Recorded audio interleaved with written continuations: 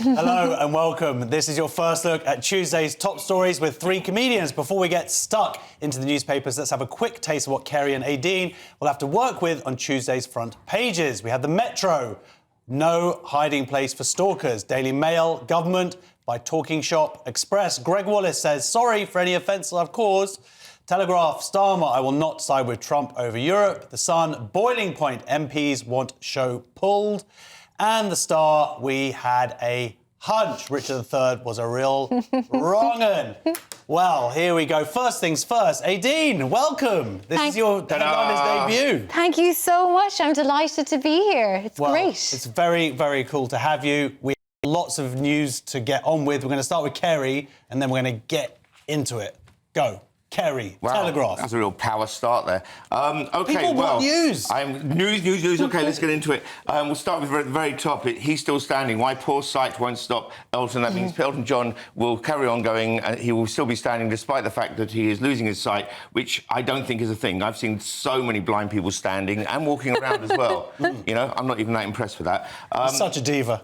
Wow, yeah, making a big deal about that. The Queen is lacking energy after chest infection. This one threw me for a second because I'm still, after my whole life, the Queen has meant the Queen. I was like, oh no, the Queen's sick. Yeah, the Queen in her, non-life Wait a minute, I've been doing the show too. Don't fall over. Sort yourself out. This is horrible. OK, Queen Regent. Anyway, that's about the Queen. And then belly fat may be early cause of Alzheimer's. Is there no benefits to belly fat? Seriously? Just the cushioning. Yeah, it does that for you, doesn't it? The dad bod. Women are more attracted to the dad bod when they're not ovulating, when they want a protective man. Yeah. Could it be a subconscious desire for people with Alzheimer's, do you think? I reckon that's what it is. Like people who think the Queen has just gotten sick, the old one. Yes. So basically, don't be fat, but I've already forgotten that because of my Alzheimer's. So, should we go to the big stories? Let's go. Let's do this. All right. Starmer, I will not side with Trump over Europe. Now, what he's actually doing, of course, is being pushed one way or another, saying with Trump coming in, you should have loyalty to them, let Europe go a little bit, and so on. Let's talk of tariffs. There's talks of tariffs. There's also different policies on Ukraine and on the Middle East. In fact, they're diverging quite seriously on these things. At the same time, you've got Starmer is talking about this reset, which is an odd word to use because, of course, that's been used by conspiracy theorists for a while, if that's even a conspiracy theory anymore. Reset can be anything from a conspiracy level to getting a new telly. No one knows what it means anymore, but he's going to do a reset with Europe.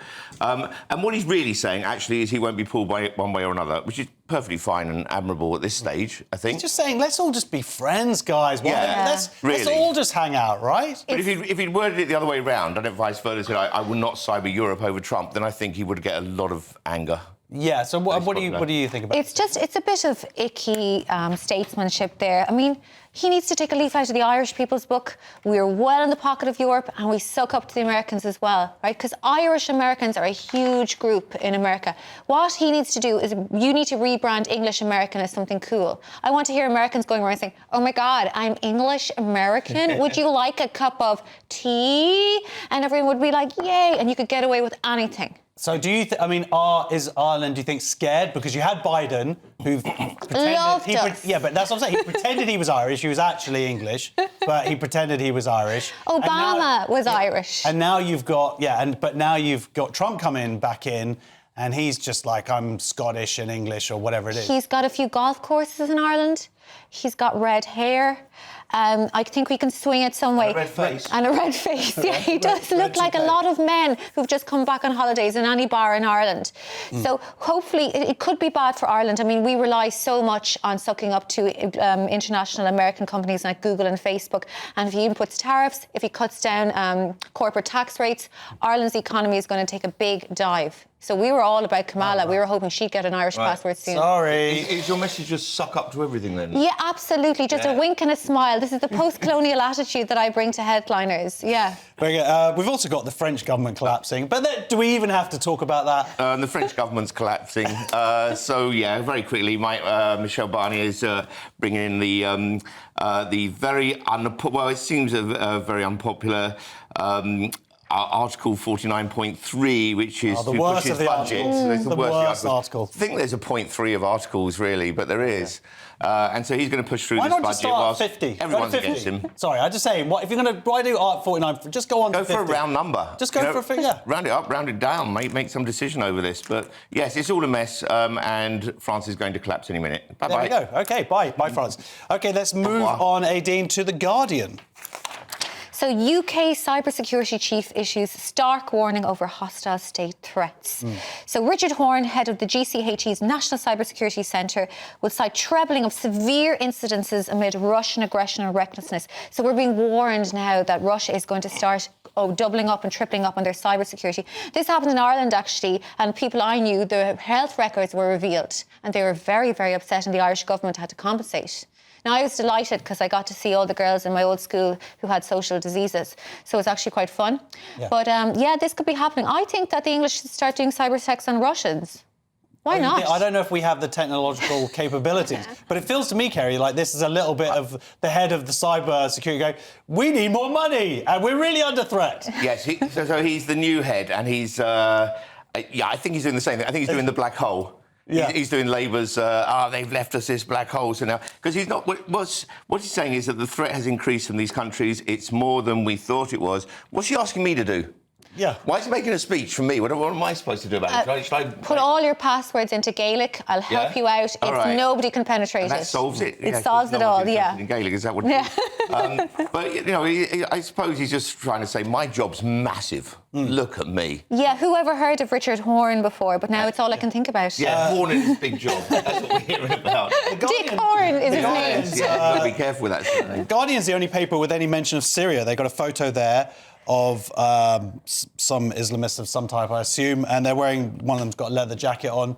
But is it just that it's so complicated that no newspaper just wants to actually talk about it? I think the Guardian particularly don't want to talk about it because it's not fitting any narrative that they've been selling for a while. And they had a nice simple thing going, and now it's all got very complicated. And really, what you've got is this conflict with with Assad. Baddies. So Assad baddies with Putin and Iran and so on backing him. And at the same time, you have the rebels who are just as bad with ISIS involved and so on, and they're being backed by Turkey, who've just been relentlessly bombing towns and villages, hospitals, schools, grain silos. We had Jeremy Bowen on Radio 4 this morning blaming Israel for it all. Yeah, well, of course he would. That's what he does. Let's go on to this other story, Aideen. I think this is really interesting. Political donors face caps under reforms. Yeah. On the right of The Guardian. It's very interesting because we had to get rid of this in Ireland like about 10, 15 years ago because despite British stereotypes, Ireland is now not as corrupt as you guys, having been very corrupt. So everything is scrutinised in Ireland. But to be honest, it's made no difference. We've had the same kind of government all the time. And do you know what? If people want to donate to a party, should they not be allowed? Well, this is all on the back of Musk saying that he'll give 79 million pounds or 100 million dollars. I think he should have done it in pounds. I think that's. You know what? I think he should give us a few quid for these chairs because why does this one only start sinking when the show starts? No, why do I get it every time I get the sinking chair? It was fine under every other. It leans back too far. I will say, Kerry, it's been fine under every other TV presenter. Is that right? What's different about you? I'm really heavy. It's the outside. Do you think Nigel Farage would be happy to get 79 million pounds? For the Reform Party? This is a rhetorical question, right? Yes. Yeah, no, I think he'll turn it away, Josh. He'll say, no, it's against my principles. I don't want any foreign influence. Take your dirty money, What if Kamala got something like $1 billion that she misspent, and it made no difference whatsoever? I'm not sure that money is really showing itself to... Well, I want Farage to bring over... who did it? Oprah Winfrey. Give her a couple of million and get her coming over and... Giving all gifts to everybody. Yeah, that worked really well as well. Let's go on to the Daily Mail then, Kerry. OK, hold on. The chair's going up and down. I'm flying all over the place. Wait a second. I'm in control, Josh. Yep. What happened when I went back to live with my mum at the age of 55? Don't care. Let's move on. As it's revealed, Labour has set up 67 taxpayer-funded reviews, task forces and consultations in just 150 days. That's a lot. So basically, this is the Mail just saying that they are wasting... They emphasise this as taxpayer-funded money, which is basically why do anything when you can talk about it? This is exactly what we're doing at the moment. Yes, but we do have a different remit. what with not entertain. being the government and all. Yeah, that's a good point. Not yet. Yeah, so But- basically committees. The left Labour people love committees. They really love them. Committees, basically, they don't really commit to very much, but they just meet and they I talk I and they have talk. They love sympathy talking. for this story. I think there's so much talking, so much inaction, and I mean, we like to think of the left as being inefficient but kind, and maybe the right as being cruel and efficient. And when we decided that the Tories were inefficient, we got rid of them. Now this is more inefficiency. I think, the people. Ideally, I would like Kerry to be a dictator and he make all the wise decisions for everybody. You can't even sort out the chairs. It's all a ruse. It's a Johnson-like ruse. He's really the sharpest mind in town. But I can see why this annoys people. This bureaucracy seems to be growing and expanding, and everything is so difficult and so many things to be filled out that, I'm a little bit on the Daily Mail on this one now, I have to say. Fair enough, then. Well, what do you think of this Sun story about the alleged... MasterChef guy? Well, do you know what?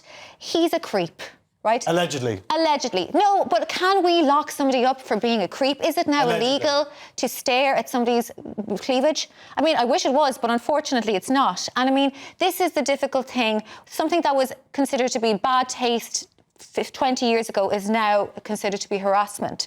And I think some of the stuff he's done is ick and awful. I wouldn't like it. I just want to say that this is all allegedly done. He has vehemently denied all of this, and there is an investigation that's ongoing at the moment. I think it's very simple. I think, just to cut everything out, it's very simple. If a man wants to not be creepy or harassing, he only has to do one thing. Right? What? You're really listening now, Kerry. Yeah. Shut up. One thing. Don't look anywhere. All you have to do, men, is to be very, very, very handsome. And then you won't be creepy, you'll just be a cad. But Russell Brand's quite handsome, isn't he? And that didn't you ruin my joke there? Thanks very much. I thought you made a really good point and you did it very well.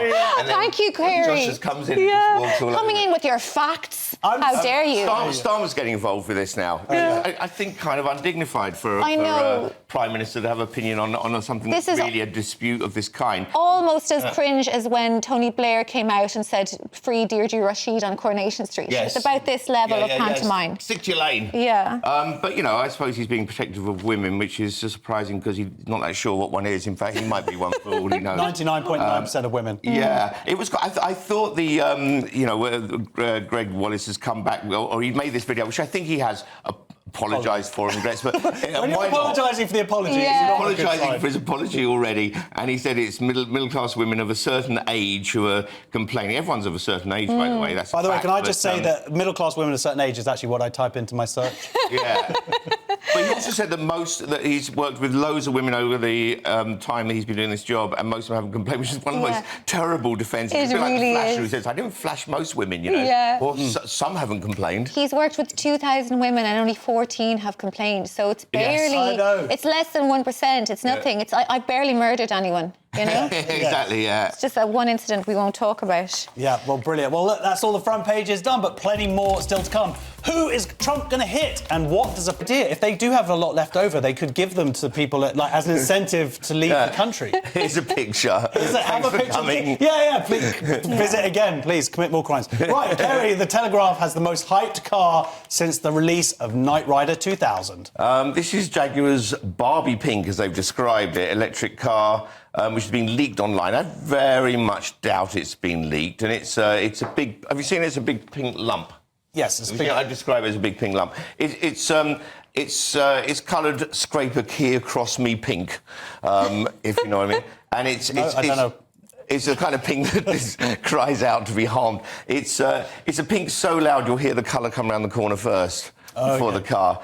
And they've got an advert that goes with it. It looks more like an ad for the musical Wicked. And people are apparently getting upset about it, but I don't know why. Just don't buy the car if you don't like it. They call it Miami Pink, and the other one they brought out is London Blue. I think what's really going on is they've just gone woke, as woke is going out of fashion to show that they're with the times. Yes. Am I right? I think that's right. There's nothing woke about the ad. It just looks like a perfume ad from 1997. Well, it's just old-fashioned. Yeah, absolutely. But I think they're right. Look, we're talking about it. I wouldn't have a clue what this car was like if it didn't have this much publicity. We got the car. Look at it there now. It looks like my first Barbie radio. I just from that angle. Yeah. That's quite dramatic.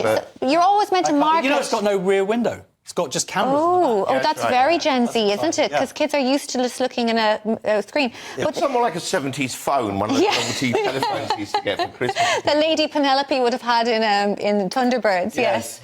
But I think it's genius. You're meant to market to the people who won't buy your stuff, like cider was just typically drunk by teenagers. That's going to always be marketed at older people. So the Jaguar car, I mean, basically it's for the type of man. Is going to buy it. Yeah, definitely. Basically, the Jaguar car is for the type of man who still uses a mobile phone holster. It's for the type of man who reads constructive criticism on the comment section of a porn station, right? It's that type of guy, right? Basically, the type of man who's Roger Moore is their favourite Bond. Like, it's Alan Partridge, isn't it? Yes. You've It's those types you've of actually men, but- described me quite terrifyingly. And there is absolutely nothing wrong with a holster, actually. Thank you very Very practical. much. Right, the